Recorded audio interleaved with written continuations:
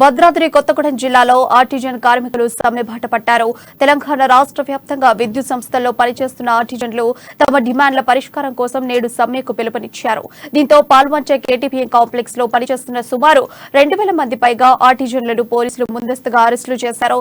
మరోవైపు ఆర్టిజన్లు విధులకు హాజరు కాకపోతే ఉద్యోగం నుంచి తొలగిస్తామని విద్యుత్ యాజమాన్యం హెచ్చరికలు జారీ చేసింది.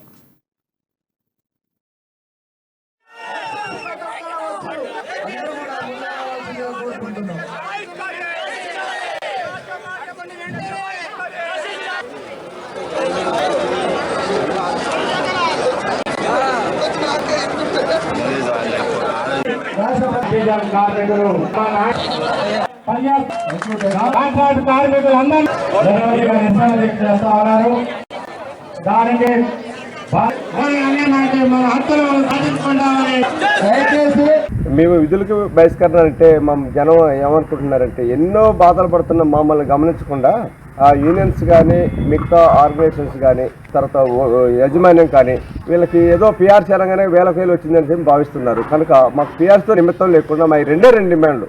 మాది ఏపీసీ రూల్స్ పెట్టి చదువు రాని వాళ్ళకి మజ్దూర్గా, చదువు ఉన్న వాళ్ళకి జేపీఎల్గా క్రమబద్ధీకరించి తర్వాత ఈ ఆర్టిజన్ పేరు అనేది మాకు చాలా వ్యతిరేకమైన పదం, అసలు ఎక్కడ లేని పదం తీసుకొచ్చి మా జీవితాలకు వ్యతిరేకంగా పెట్టి మన భావనగా వాడుకుంటున్నారు. కనుక యాజమాన్యానికి మేము వ్యతిరేకం కాదు, ముఖ్యమంత్రి వారికి వ్యతిరేకం కాదు, డిపార్ట్మెంట్ ఇంజనీర్లకు వ్యతిరేకం కాదు.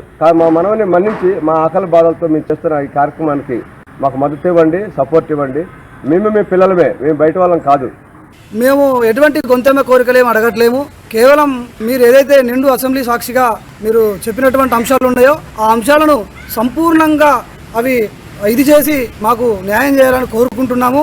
ఎటువంటి మేము ఇబ్బంది తలపెట్టకుండా కేవలం శాంతియుతంగా మాత్రమే మేము సమ్మెకు పోవాలని అందరూ కార్మికులు, ఆర్టిజన్ కార్మికులు అందరం కూడా నిర్ణయించుకున్నాము.